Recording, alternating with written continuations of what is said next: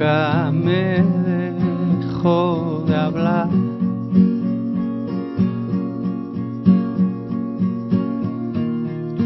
Como una nube en el cielo se perdía por el mar.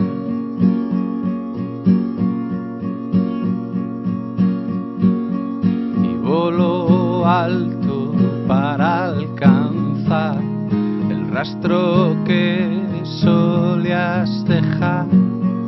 Y voló alto para escapar y siempre acabó en ti.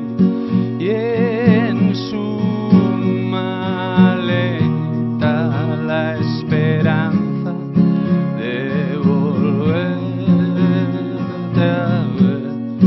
Luchó con fuerza contra el miedo a volverte a ver.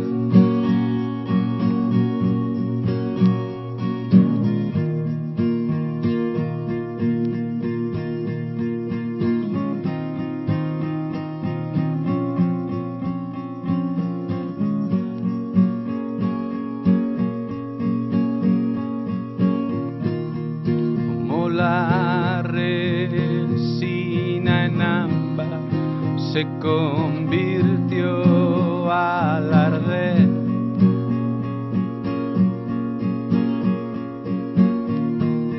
En ese